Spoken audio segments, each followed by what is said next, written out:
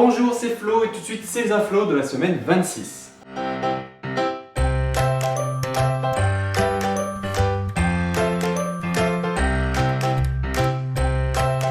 On commence avec l'inflo du lundi. Le journal Le Soir, oui, un journal qui s'appelle Le Soir alors que tu le lis le matin, c'est absurde.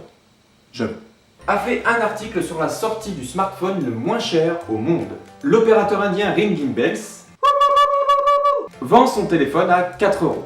On ne se moque pas. Il s'appelle Freedom 251, il tourne sur Android 5.1, son écran fait 4 pouces, comme un iPhone 4 à titre de comparaison, avec 8 Go de stockage.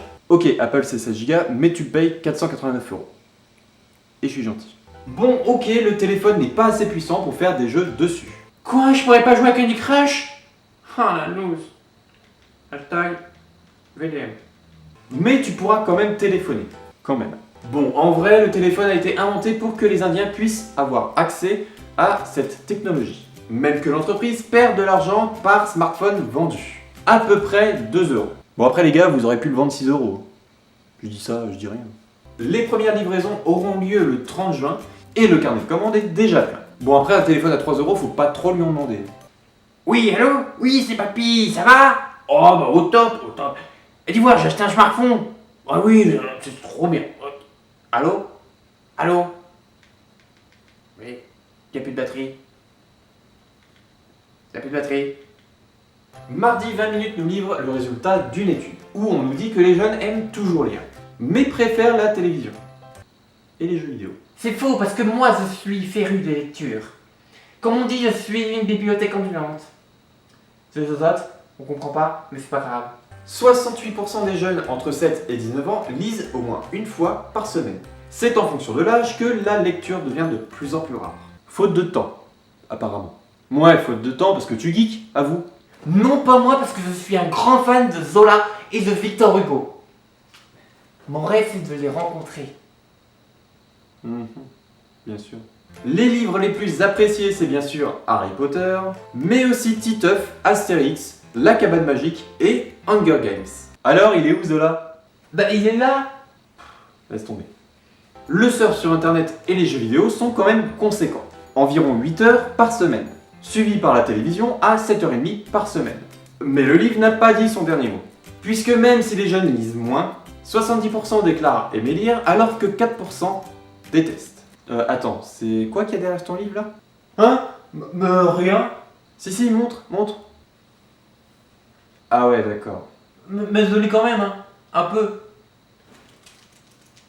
Le journal Huffington Post nous fait part d'un petit moment de buzz mercredi. En effet, dans une publicité du magasin Leclerc, une figure politique s'est glissée dans cet affichage. Il s'agit de Ségolène Royal en 1996. Bon, mis à part qu'elle était jeune avant, ou pas. Pourquoi avoir fait ça? Eh bien, comme vous le savez peut-être, notre ministre de l'Environnement va interdire les sacs plastiques dans tous les magasins. Le problème, c'est que le magasin Leclerc ne fournit plus de sacs plastiques depuis 20 ans. Bah alors la petite Ségo, faut se mettre à la page. Hein? Le tacle se résume en une phrase. Une loi 20 ans après, pourquoi pas, il n'est jamais trop tard pour bien faire. Signé Leclerc. Brah, Thug Life. Ce n'est pas la première fois qu'une personnalité politique est utilisée pour la publicité. Nos chers présidents en ont eu pour leur grade.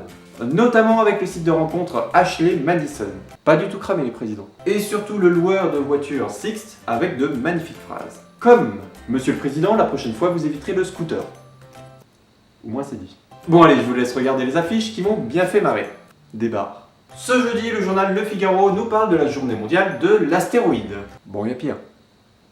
On va se consoler comme ça. Pourquoi avoir choisi ce jour? Eh bien parce qu'en 1908, une explosion a eu lieu au-dessus de la Sibérie qui a rasé 2000 km² de forêt.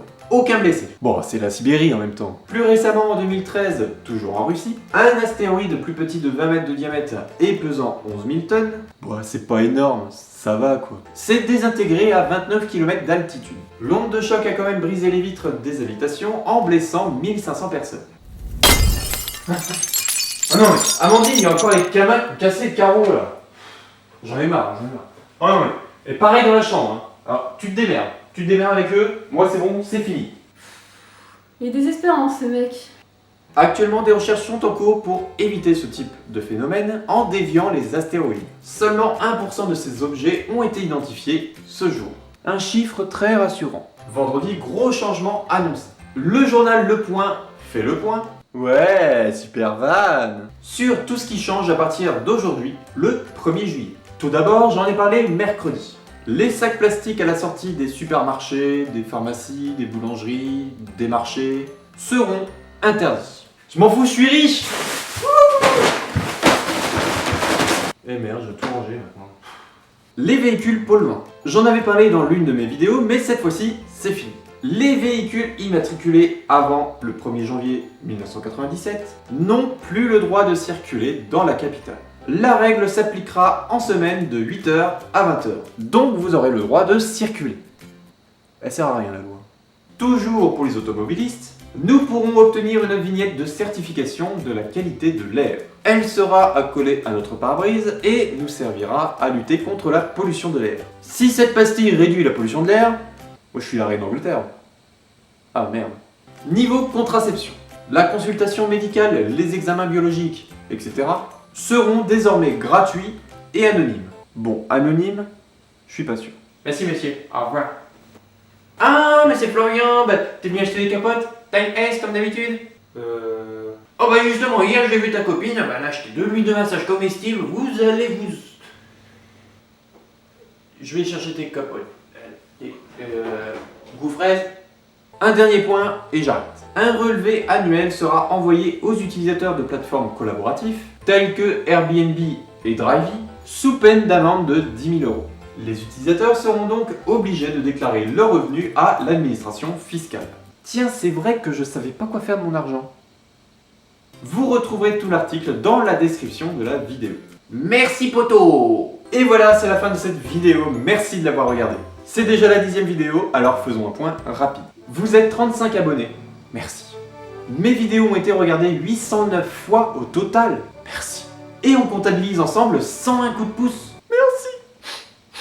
Continuez à faire tourner ma chaîne et mes vidéos pour que plus de personnes puissent voir ce que je fais.